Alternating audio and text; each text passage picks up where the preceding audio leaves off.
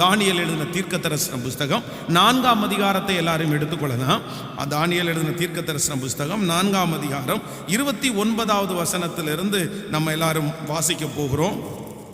தானியேலின் தீர்க்கதரிசன புஸ்தகம் 4ஆம் அதிகாரம் 29வது வசனத்திலிருந்து நம்ம வாசிக்கலாமா? 29லிருந்து நம்ம வாசிக்கும் போது, 12 மாதம் சென்ற பின்பு ராஜா பாபிலோன் ராஜ்யத்தின் அரண்மனையின் மேல் உலாவிக் கொண்டிருக்கும் போது, இது என் வல்லமையின் பராக்கிரமத்தினால் என் மகிமை பிரஸ்தாபத்திற்கென்று ராஜ்யத்திற்கு அரண்மனைக்காய் நான் கட்டின மகா பாபிலோன் அல்லவா என்று சொன்னார்.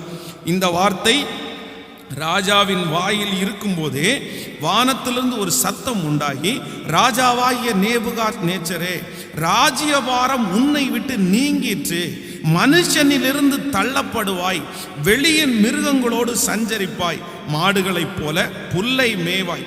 இப்படியே உன்னதமானவர் மனுஷகுமாரனுடைய ராஜ்யத்தில் ஆளுகை செய்து தமக்கு சித்தமாய் இருக்கிறவனுக்கு அதை கொடுக்கிறார் என்பதை நீ அறிந்து கொள்ளும் மட்டும் 7 காலங்கள் உன்மேல் கடந்து போகும் என்று உனக்கு சொல்லப்படுகிறது என்று விளம்பிற்று.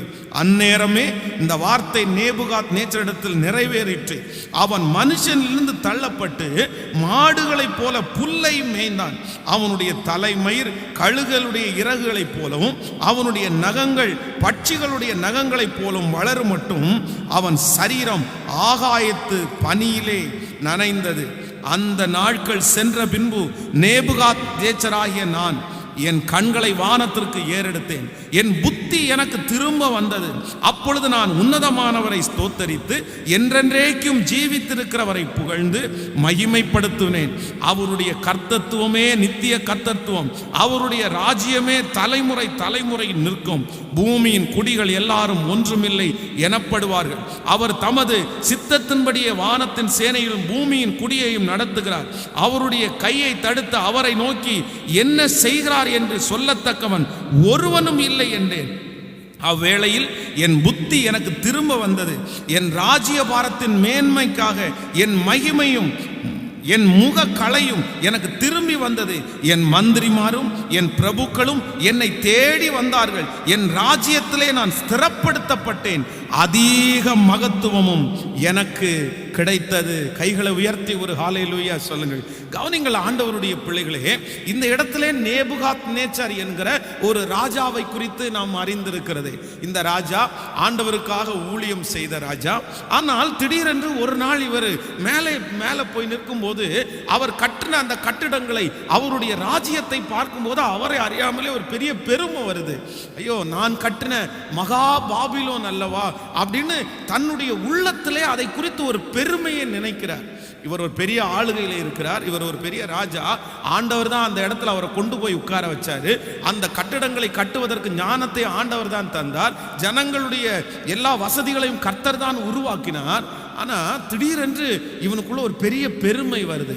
இந்த பெருமை வந்த அடுத்த நிமிஷத்திலே வானத்திலிருந்து ஒரு சத்தம் உண்டாகி, நீ மனுஷனிலிருந்து தள்ளப்பட்டு மிருகங்களுக்கு சமமாவாய். ஒரு ராஜா எவ்வளோ பெரிய போஸ்டிங்ல இருக்கிறவர் திடீர்னு வேதம் சொல்லுது அவர் மிருகமா மாறிட்டார். வெளியிலே பனியில நனைஞ்சு நகமெல்லாம் வளர்ந்து முடியெல்லாம் வித்தியாசமா வளர்ந்து மாடுகளைப் போல புல்லு தின்றுருக்காரு. ஸோ எவ்வளோ ஒரு பெருமை அப்படின்றது ஒரு மனுஷனுக்கு வந்துடவே கூடாது. வேதம் சொல்லுது கர்த்தர் பெருமை உள்ளவனுக்கு கர்த்தர் எதிர்த்து நிற்கிறார். இந்த ராஜாவினுடைய ஒரு பெருமை அவருடைய கையிலே இருந்த அந்த ஆளுகையை, அவருடைய கையிலே இருந்த அந்த ஆசீர்வாதத்தை பறித்து போட்டது. அவருடைய கையிலே இருக்கிற ஆளுகை அவரை விட்டு போய்விட்டது. இப்பொழுது தன்னுடைய ராஜ்ய பாரத்திலிருந்து அவர் தள்ளப்பட்டார். அந்த ராஜ்யம் அவருடைய கையிலிருந்து பிடுங்கப்பட்டது. ஆனால் அந்த புத்தி தெளிந்து கர்த்தர் சொன்ன காலங்கள் தாண்டினதற்கு பிறகு வேதம் சொல்லுகிறது, எந்த ராஜ்யம் இல்லைன்னா எந்த பதவி அவருடைய கையிலிருந்து பிடுங்கப்பட்டதோ அதை கர்த்தர் திரும்பவும் அவருக்கு கொடுத்தார். ஜனங்கள் அவரை ஏற்றுக்கொண்டார்கள். அவனுடைய பிரதானிகள் ஏற்றுக்கொண்டார்கள். சுற்றி இருக்கிற பிரபுக்கள் ஏற்றுக்கொண்டார்கள். இதற்கு முன்பாக இருந்த மேன்மையை விட பெரிய மேன்மையை கர்த்தர் கர்த்தர் அவனுக்கு திரும்பவும் தந்தார். ஆமேன் சொல்லுங்கள். நான் என்ன நம்புறேன் அப்படின்னா, நம்பர் 1, முதலாவதாக இந்த ஜெபத்திலே இருக்கிற உங்களுடைய கைகளிலே கொடுக்கப்பட்டிருக்கிற ஆளுகை ஒருவேளை இப்பொழுது பிடுங்கப்பட்டிருக்கலாம். ஒரு காலத்திலே உங்களுடைய உழைப்பை நம்பி, உங்களுடைய வேகமான வாழ்க்கையை நம்பி நீங்கள் ஜெபித்த ஜெபத்தை பார்த்து ஆண்டவர் உங்களுடைய கைகளிலே ஆளுகையை கொடுத்திருக்கலாம். ஆனால் நீங்கள் திடீரென்று ஆண்டவரை விட்டு தூரம் போனது, இல்லையென்றால் பாவத்திற்காக நீங்கள் போனது, இல்லை உங்களுடைய ஞான குறைவினாலே உங்களுடைய கைகளிலே கொடுக்கப்பட்டிருக்கிற ஆளுகை ஒருவேளை பிடுங்கப்பட்டிருக்கலாம். ஆனா ஆண்டவர் இன்றைக்கு வாக்கு கொடுக்கிறாரு. முதல்ல என்ன சொல்றாரு அப்படின்னா, உங்கள்ட்ட இருந்து பிடுங்கப்பட்ட அந்த ஆளுகையை கர்த்தர் மறுபடியும் உங்க கையில தருவேன் என்று கர்த்தர் வாக்கு கொடுக்கிறார். எத்தனை பேர் ஆமோதிக்கிறீர்கள்? ஹல்லேலூயா. நீங்கள் நினைக்கலாம், இனி அந்த ஆளுகை எனக்கு கிடைப்பதற்கு வாய்ப்பில்லை, ஏன்னா என் கையில ஒரு பெரிய பொறுப்பு இருந்து பிடுங்கப்பட்டது பாஸ்டர், நான் அதை ரொம்ப மிஸ் பண்றேன், நான் தான் அதற்கு காரணம், நான் தான் அந்த தப்பு செய்தேன், அன்னைக்கு எனக்கு ரொம்ப செழிப்பா இருந்துச்சு, அன்னைக்கு எல்லாரும் என்னுடைய வார்த்தைக்கு கீழ்ப்படிந்தார்கள், நான் நடந்து போனாலே ஒரு மரியாதை இருந்துச்சு, ஆனா நான் செய்த ஒரு சின்ன தவறுனாலே என்னுடைய ஆளுகை என்னை விட்டு போயிருச்சு, அதை பிடுங்கிட்டாங்க, என் கையிலிருந்து வாங்கிட்டாங்க. நான் சொல்றேன், உங்க கையிலிருந்து நீங்கள் தவறு செய்து பிடுங்கப்பட்டாலும், உங்களை ஏமாற்றி பிடுங்கினாலும், உங்கள் மேல் கோபமாயிருந்து பிடுங்கினாலும், கர்த்தர் இன்னைக்கு வாக்கு கொடுக்கிறார், உங்களிடத்திலிருந்து பிடுங்கப்பட்ட ஆளுகையை கர்த்தர் திரும்ப உங்களுக்கு தருவேன் என்று வாக்கு கொடுக்கிறார். எத்தனை பேர் ஆமோதிக்கிறீர்கள்? கைகளை மேல உயர்த்தி ஆண்டவருக்கு நன்றி சொல்லுவோம். ஹல்லேலூயா. திரும்ப கைகளிலே கொடுக்கப்படும் அந்த ஆளுகை ஆண்டவர் திரும்ப கர்த்தர் கொடுப்பார். ஹல்லேலூயா. எந்த மனிதன் உங்களுடைய கையிலிருந்து பிடுங்கப்பட்டார்களோ அந்த நபரை கூப்பிட்டு அந்த ஆளுகையை திரும்ப உங்களுடைய கைகளிலே கொடுக்க போகிறார். உங்களுடைய பிள்ளைகளுடைய கையிலே கொடுக்க போகிறார்கள். பிடுங்கப்பட்ட ஆளுகை நம்மிடத்திற்கு திரும்ப வரும் என்று நம்புறவர்கள் கரங்களை தட்டி கர்த்தருக்கு மகிமை செலுத்தலாம். நம்மிடத்திலிருந்து எடுக்கப்பட்ட ஆளுகை, பிடுங்கப்பட்ட ஆளுகையை திரும்ப தருகிற கர்த்தர் தான் நம்முடைய கர்த்தர். எத்தனை பேர் விசுவாசிக்கிறீங்க? ஹல்லேலூயா. ஆமென் சொல்லுங்கள். பேதுருவை குறித்து வேதத்திலே வாசிக்கிறோம். தன்னுடைய வாழ்க்கையில ஆண்டவருக்கு விரோதமாய் பாவம் பண்ணுகிறான்.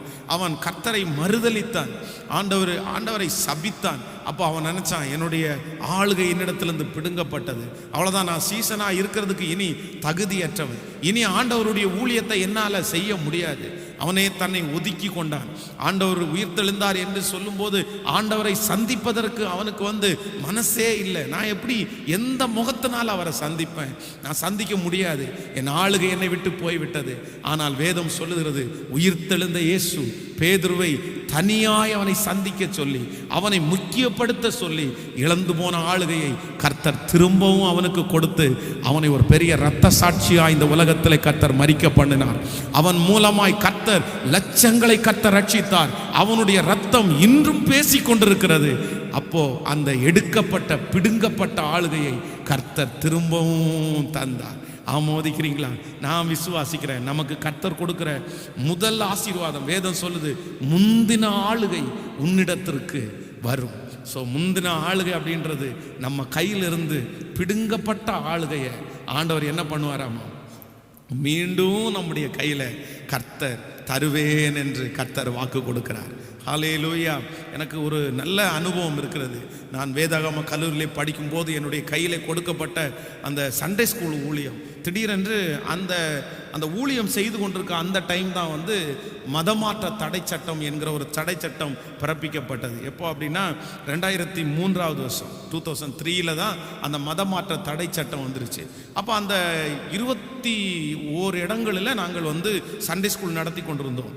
பல ஜனங்கள் அப்படின்னு எப்படியும் குறைந்தது ஒரு 1000 குழந்தைகளுக்காவது நாங்கள் அந்த வாரம் போய் சுவிசேஷம் அறிவிச்சிருவோம். பைபிள் காலேஜில் இருக்கிற எல்லாரையும் பிரித்து விட்டு, நான் தான் அது ஹெட்டாக இருந்து அந்த 1 இயர் மட்டும் ஹெட்டாக இருந்து எல்லாரையும் பிரித்து விட்டு ரொம்ப சந்தோஷமாக இருக்கும். சனிக்கிழமை ஞாயிற்றுக்கிழமை இந்த 2 நாட்களும் அந்த ஊழியத்தை நினைச்சாலே மகிழ்ச்சியாக இருக்கும். அப்படி செய்து கொண்டிருந்தோம். திடீரென்று அந்த மதமாற்ற தடை சட்டம் வந்ததுனால அந்த ஊழியம் நின்று போனது.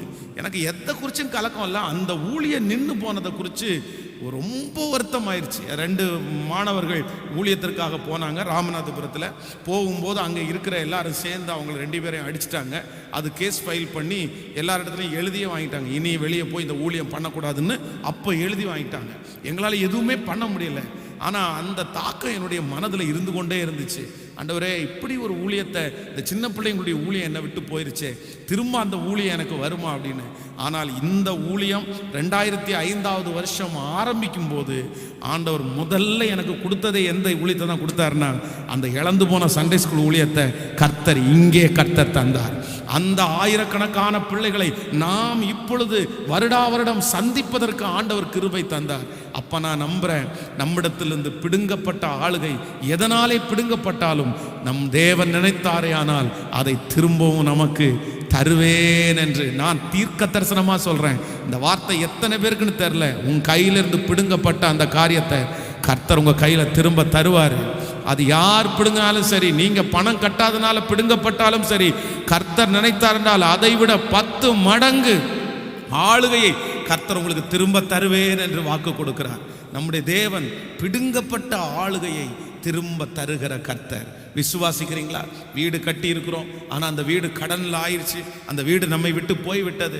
இப்போ என் கையில் இல்லை, அதை பிடுங்கி எடுத்தாங்க. இன்னும் நிறைய பேர் பார்த்தீங்கன்னா அந்த வண்டி ஆசைப்பட்டு கார் வாங்குவோம், ஆசைப்பட்டு பைக் வாங்குவாங்க. திடீர்னு பார்த்தா அந்த பணத்தை கட்ட முடியாது. பணத்தை கட்ட முடியாத உடனே அந்த வண்டியை யாருக்குமே தெரியாமல் அப்படியே பிடுங்கிட்டு போயிடுவாங்க. இப்படியே எத்தனை பேர் அழுது கொண்டு தெரியாமல், சிலர் ஃபங்க்ஷனுக்கு போயிட்டு இருக்கும்போது அவளுக்கு தெரியாமலே அந்த வண்டியை எடுத்துகிட்டு போயிடுவாங்க. அந்த ஒரு சாவி நம்ம கடன் கொடுத்த இடத்துல இருக்கும், அந்த சாவியை வச்சு தெரியாமல் எடுத்துகிட்டு போயிடுவாங்க. இப்படி தவித்து கொண்டிருக்கிற நிறைய பேர் ஆண்டவருடைய பிள்ளைகளை, அப்படி யார் இந்த சத்தியத்தை கேட்டாலும் நான் நம்புகிறேன், ஆண்டவர் உங்கள்கிட்ட இருந்து பிடுங்கப்பட்ட அந்த ஆசீர்வாதத்தை திரும்ப 100 மடங்கு கர்த்தர் திரும்ப தருவார். என் ஆண்டவர் உண்மை உள்ளவர். என்னுடைய ஆண்டவர் வாக்குத்தத்தத்தில் உண்மை உள்ளவர். உன் கைகளிலிருந்து பிடுங்கப்பட்ட அந்த ஆளுகை திரும்ப உன்னுடைய கரத்திலிருந்து வரும். அது எந்த காரியமா இருக்கலாம், மிஷினரிஸா இருக்கலாம், அது ஒருவேளை வீடா இருக்கலாம், அது பொருளா இருக்கலாம், பணமா இருக்கலாம், வாகனமா இருக்கலாம், எதுவா இருந்தாலும் என் தேவனாகிய கர்த்தர் வாக்கு கொடுக்கிறார், உன்னிடத்திலிருந்து பிடுங்கப்பட்டதை நான் உனக்கு திரும்ப தருவேன், தருவேன், தருவேன், தருவேன். என் ஆண்டவர் உண்மை உள்ளவர். என் ஆண்டவர் உண்மை உள்ளவர். கைகளை உயர்த்தி, ஆண்டவரே, நான் இந்த வார்த்தையை நம்புகிறேன், நான் இந்த வார்த்தையை விசுவாசிக்கிறேன். ஹல்லேலூயா. பிடுங்கப்பட்ட அந்த பணம் வரட்டும், திரும்ப அந்த பிடுங்கப்பட்ட அந்த ஜுவல் திரும்ப வரட்டும். கர்த்தர் உங்களுக்கு கொண்டு பிடுங்கப்பட்ட அந்த பத்திரம் உங்களுக்கு திரும்ப வரட்டும். ஹல்லேலூயா, ஹல்லேலூயா. பிடுங்கப்பட்ட, வலுக்கட்டாயமாய் பிடுங்கப்பட்ட அந்த பொருள் உங்களுக்கு சேரட்டும். ஹல்லேலூயா, ஹல்லேலூயா. இயேசுவே, இப்பொழுது இந்த வார்த்தை பிரசங்கம் பண்ணும் போதே நடக்கட்டும் ஆண்டவரே, பிரசங்கம் பண்ணும் போதே நடக்கட்டும் ஆண்டவரே. ஆமென், ஆமென். ஹல்லேலூயா. சோ நம்பர் 1, முதலாவதாக கர்த்தர் எப்படிப்பட்ட ஆசீர்வாதத்தை கொடுக்க போறாருன்னா, நம்மிடத்திலிருந்து பிடுங்கப்பட்ட எல்லா ஆளுகையும் ஆண்டவர் என்ன பண்ணுவாராமா, திரும்ப ஒன்று கூட குறையாம அப்படியே கர்த்தர் தருவார். எனக்கு இந்த அதிகாரத்தை வாசிக்கும் போதெல்லாம் எனக்கு ரொம்ப சந்தோஷமா இருக்கும். அப்படின்னா, ஆண்டவர் உங்களுக்கு ஒரு தண்டனை கொடுத்துட்டார் அப்படின்னா, அந்த தண்டனை காலம் முடியும் போது உங்களுக்கு ஒரு சேதமும் இல்லாமல் எல்லாத்தையும் திரும்ப கொடுப்பார்.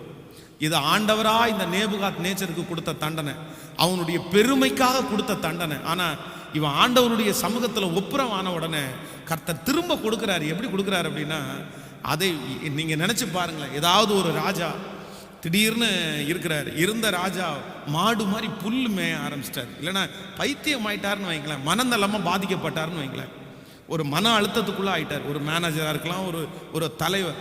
நம்ம அதற்கு பிறகு அவர் 2 வருஷம் தாண்டி சரியாயிட்டாரு, 3 வருஷம் தாண்டி சரியாயிட்டாருன்னு சொன்னால், என்னதான் இருந்தாலும் நம்ம அவரை பார்க்கும்போது என்னதான் பார்ப்போம் அப்படின்னா, ஐயோ 3 வருஷத்துக்கு முன்னாடி பைத்தியக்காரன மாதிரி சுற்றி இருந்தார், 3 வருஷத்துக்கு முன்னாடி ரோட்டில் இதை பொறுக்கிட்டு இருந்தார், இந்த மாதிரி சாப்பிடும்போது ஜொல்லெல்லாம் ஊற்றிட்டு இருந்தார்.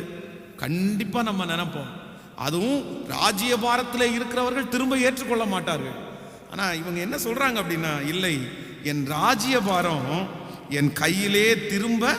நீங்கள் 29 அந்த தானியல், அது அந்த கடைசி வசனம் வாசிங்கன்னா எனக்கு ரொம்ப பிடிக்கும். அது நீங்கள் 29ஆம் தானியல் 4ஆம் அதிகாரத்தில் அந்த 36வது வசனம்னு நினைக்கிறேன், 4ஆம் அதிகாரம் 36ஆம் வசனம் வாசிக்கலாம். 36. அவ்வேளையிலே என் புத்தி எனக்கு திரும்ப வந்தது, என் ராஜ்யபாரத்தின் மேன்மைக்காக என் மகிமையும் என் முக கலையும் எனக்கு திரும்பி வந்தது. என் மந்திரிமாரும் என் பிரபுக்களும் என்னை தேடி வந்தார்கள், என் ராஜ்யத்திலே நான் ஸ்திரப்படுத்தப்பட்டேன், அதிக மகத்துவம் எனக்கு கிடைத்தது. ஆமென். ஆண்டவருடைய தண்டனை காலம் முடிஞ்ச உடனே எல்லாருமே அவரை ஏற்றுக்கொண்டார்கள், பிரபுக்கள் ஏற்றுக்கொண்டார்கள். அதான் என்னுடைய முகக்கலை திரும்ப வந்துருச்சு. எனக்கு முகக்கலை இன்னும் சொல்றான், அதிக மேன்மை எனக்கு உண்டாயிருச்சு. நான் ஒன்றை கூட மிஸ் பண்ணலை.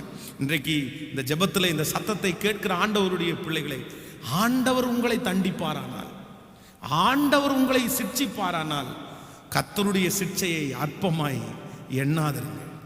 அவர் கடிந்து கொள்ளும் போது சோர்ந்து போகாதீங்க, சோர்ந்து போகாதீங்க.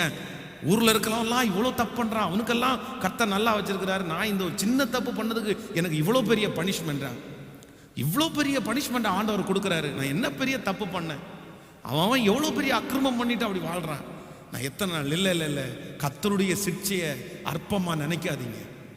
அவர் உங்களை தண்டிக்கும் போது சோர்ந்து போகாதீங்க. அவர் தண்டிப்பாரே, ஆனால் அவர் சமூகத்தில் ஒப்பு கொடுங்க. ஆண்டவரே, செய்தது தவறு தான் ஆண்டவரே, ஒப்பு கொடுங்க. உங்களுக்கு ஒரு சேதம் கூட இல்லாமல் மொத்தத்தையும் ஆண்டவர் திரும்ப கொடுக்கறதுக்கு வல்லவராக இருக்கிறார். ஆமென் சொல்லுங்கள். ஸோ ரொம்ப கவனமாக இருக்கணும் ஆண்டவருடைய பிள்ளைங்க. கர்த்தர் தண்டிக்கிறார் அப்படின்னா உடனே நம்ம என்ன பண்ணிடணும்னா, அவர் சமூகத்தில் எதிர்த்து பேசக்கூடாது, விழுந்துடணும் அவர் சமூகத்தில். நான் நீதிமான் அப்படின்னு சொல்லிட்டு இருக்கக்கூடாது. என்ன மாதிரி யாருமே இல்லை ஆண்டவரே, நான் அப்படி பண்ணேன் இப்படி பண்ணேன் எதுவுமே சொல்லக்கூடாது. என் மிஸ்டேக் தான் ஆண்டவரே, நான் செஞ்சது தவறு தான் ஆண்டவரே, உங்கள் தண்டனை நான் ஏற்றுக்கிறேன் ஆண்டவரே, அப்படி சொல்லுங்க. ஆண்டவர் உங்களை ஆச்சரியமாய் நடத்துவார். ஆமென். நம்பர் 2, இரண்டாவதாக ஆண்டவர் நமக்கு முந்தின ஆளுகை எப்படி வரும் அப்படின்னு ஆண்டவர் சொல்றாருன்னா, நீங்கள் ஆதியாகமும் 41ஆம் அதிகாரத்தை எல்லாரும் எடுத்துக்கொள்ளலாம். 41ஆம் அதிகாரத்திலே, ஆதியாகமும் 41ஆம் அதிகாரத்திலே 40வது வசனத்தை நம்ம வாசிக்க போகிறோம். 41ஆம் அதிகாரம் 40வது வசனத்தை சேர்ந்து வாசிக்கலாம். நீ என் அரண்மனைக்கு அதிகாரியா இருப்பாய், உன் வாக்கின்படியே என் ஜனங்கள் எல்லாரும் அடங்கி நடக்க கடவர், சிங்காசனத்தில் மாத்திரம் உன்னிலும் நான் பெரியவனாயிருப்பேன். பின்னும் பார்வோன் யோசேப்பை நோக்கி, பார், எகிப்து தேசம் முழுமைக்கும் உன்னை அதிகாரி ஆக்குனேன் என்று சொல்லி, பார்வோன் தன் கையில் போட்டிருந்த தன் முத்திரை மோதிரத்தை கழட்டி அதை யோசேப்பின் கையிலே போட்டு மெல்லிய வஸ்திரத்தை அவனுக்கு உடுத்தி பொன் சரப்பணிகளை அவன் கழுத்தில் தரித்து தன்னுடைய 2ஆம் ரதத்தின் மேல் அவனை ஏற்றி தெண்டனிட்டு பணியுங்கள் என்று அவனுக்கு முன்பாய் கூறுவித்து எகிப்து தேசம் முழுமைக்கும் அவனை அதிகாரியாக்கினான். ஆமென் சொல்லுங்கள். கர்த்தருடைய பிள்ளைகளே, இந்த இடத்திலே யோசேப்பை பார்வோன் என்கிற அந்த ராஜா அவனுக்கு கொடுக்கிற அந்த ஆசீர்வாதத்தை குறித்து வேதம் சொல்லுகிறது. அவனை என் அரண்மனைக்கு நீ அதிகாரியா இருப்பாய், அவனை சுற்றி இருக்கிற எல்லா ஜனங்களுக்கும் முன்பாகவும் அவனை ஒரு மிகப்பெரிய ஸ்தானத்திலே ஒரு பெரிய ஆளுகையை அந்த ராஜா அவனுடைய கையிலே கொடுக்கிறார். ஆனால் சில அதிகாரங்களுக்கு முன்பாக நீங்கள் வாசிப்பீர்களே, ஆனால் இதே யோசேப்பு அதே பார்வோனுடைய அந்த அரண்மனையிலேயே வேதம் சொல்லுகிறது, அந்த ஜனங்கள் இருக்கிற அந்த நாட்டிலேயே எகிப்து தேசத்திலேயே அவன் புறக்கணிக்கப்பட்டான். ஆனால் புறக்கணிக்கப்பட்ட இடத்திலேயே ஆண்டவர் அவனை ஆளுகையிலே உட்கார வைத்தார். ஆமென் சொல்லுங்கள். நான் நம்புறேன், இரண்டாவது ஆண்டவர் நமக்கு கொடுக்கிற ஆசீர்வாதம் என்ன அப்படின்னா, எந்த இடத்தில் நாம் புறக்கணிக்கப்பட்டோமோ அந்த இடத்திலே நமக்கு ஒரு ஆளுகையை கர்த்தர் வைத்திருக்கிறார். எந்த இடத்திலே வேண்டாம் என்று நம்மை துரத்தினார்களோ, நம்முடைய பிள்ளைகளை துரத்தினார்களோ, நம்முடைய அதிகாரங்களை, நம்முடைய ஆசீர்வாதங்களை அவர்கள் வேண்டாம் என்று தூக்கி போட்டார்களோ, ஆண்டவர் சொல்கிறார், புறக்கணிக்கப்பட்ட அந்த இடத்துல திரும்பவும் நான் என்ன பண்ணுவேன்னா, நான் உனக்கு ஒரு ஆளுகையை தருவேன் என்று கர்த்தர் வாக்கு கொடுக்கிறார். ஆமென். நம்பர் 1, முதலாவதாக நமக்கு பிடுங்கப்பட்ட அந்த ஆளுகை திரும்ப தருவார். நம்பர் 2, இரண்டாவது புறக்கணிக்கப்பட்ட இடத்துல நம்மளை கர்த்தர் என்ன பண்ணுவாராமா, திரும்பவும் நமக்கு முந்தின ஆளுகையை கர்த்தர் தருவேன் என்று வாக்கு கொடுக்கிறார். அதனால புறக்கணிக்கப்படும் போது ஆண்டவருடைய பிள்ளைகள் பயப்பட வேண்டாம். நம்முடைய டிஜிஎஸ் தினகரன் ஐயா ரொம்ப அழகாய் ஒரு சாட்சியை சொல்லுவார்கள். அவர் பேங்க்ல வேலை செய்து கொண்டிருக்கும் போது அங்கே இருக்கிற மேனேஜர் ரொம்ப கடினமாய் நடத்துவார். ரொம்ப கடினமாய் ராத்திரி ரொம்ப அதிகமான நேரம் வேலை கொடுத்து காலையில் சீக்கிரமாய் வர சொல்லி இவர் அவருடைய அசிஸ்டண்டாக இருந்திருக்கிறாரு. அப்போது இவருக்கு ரொம்ப ப்ரெஷர் கொடுத்து இவர் ரொம்ப கஷ்டப்பட்டிருக்காரு. ஆனால் ஆண்டவரோடே நடந்து ஊழியம் செய்து கொண்டு அந்த வேலையை செய்து கொண்டிருந்தாங்க. திடீரென்று இவருக்கு ஒரு டிரான்ஸ்ஃபர் ஆர்டர் கிடச்சி இவருக்கு ஒரு பதவி உயர்வு கிடைக்கிறது. அந்த பதவி உயர்வு பார்த்தா எப்படிப்பட்ட உயர்வை ஆண்டவர் கொடுத்துருக்கிறாருன்னா, இதற்கு முன்பாக இவரை வேதனைப்படுத்தின அந்த அதிகாரியை விட கிட்டத்தட்ட 5 மடங்கு அதிகமான பதவியை ஆண்டவர் இவருக்கு கொடுத்தார். ஒரு நாள் அந்த மனுஷன் வெளியே வராராமா, வந்துட்டு இந்த மாதிரி மேனேஜரை பார்க்கணும் அப்படின்னு சொன்னாராமா. உடனே அவருடைய பிஏ சொன்ன இந்த மாதிரி வெளியில் ஒருத்தர் வெயிட் பண்ணுறாரு அப்படின்னு, உள்ளே வர சொல்லுங்க அப்படின்னு பார்த்தா தன்னுடைய மேல் அதிகாரி, அந்த அதிகாரியோட பெரிய நிலைமையில் இவர் சீட்டில் உட்காந்தாராமா. இவர் உடனே சொன்னாராமா, நான் உட்காரல, நீங்கள் வேணாம், நீங்கள் உட்காருங்க சார், நீங்கள் உட்காருங்க, என்னைக்கும் நீங்கள் எனக்கு அதிகாரி தான் அப்படின்னு. அப்போது நான் என்ன நம்புகிறேன் அப்படின்னா, சில இடங்களிலே நம்ம அப்படித்தான் என்ன செய்வார்கள் என்னால் நம்மளை புறக்கணிப்பார்கள், வேண்டாம் அப்படின்னு சொல்லுவாங்க. நம்மளை ஏற்றுக்கொள்றதுக்கு அவளுக்கு மனசு இருக்காது. ஆனால் நம்மளை தூக்கி போடுற இடத்த குறித்து நீங்கள் கவலைப்படாதீங்க, ஆண்டவர் உங்களோடு கூட இருப்பாரே. ஆனால் புறக்கணிக்கப்பட்ட இடத்துல அந்த ஆளுகை திரும்பவும் நமக்கு கடந்து வரும் என்று நான் நம்புகிறேன். ஹல்லேலூயா. எத்தனை பேர் விசுவாசிக்கிறீங்க? கைகளை மேலே உயர்த்தி ஆண்டவரிடத்தில் சொல்லுங்க, ஆண்டவரே நான் நம்புகிறேன், ஆண்டவரே புறக்கணிக்கப்பட்ட இடத்துல நீ ஆளுகையிலே உட்காருவாய். கர்த்தர் நம்மை ஆளுகையிலே உட்கார வைக்கிறவர். ஹல்லேலூயா. ஸ்தோத்திரம், ஸ்தோத்திரம், ஸ்தோத்திரம். நான் விசுவாசிக்கிறேன் ஆண்டவரே, நான் நம்புகிறேன். என்னுடைய பிள்ளைகள், என்னுடைய குடும்பம், ஆண்டவரே எந்த இடத்துல எல்லாம் எங்களை தூக்கி வீசினாங்களோ, எந்த இடத்துல எல்லாம் எங்களை ரிஜெக்ட் பண்ணாங்களோ, ரிஜெக்ட் பண்ண அத்தனை இடத்துலையும் என் தேவனாகிய கர்த்தர் இப்பொழுது மீண்டும் அந்த ஆளுகையை கர்த்தர் நமக்கு தருவாராக. தந்ததற்காய் கையை உயர்த்தி, ஆண்டவரே நீங்கள் அந்த ஆளுகை எங்களுக்கு தந்ததற்காக ஸ்தோத்திரம், அந்த ஆளுகை எங்களுக்கு தந்ததற்காக ஸ்தோத்திரம். ஆமென்.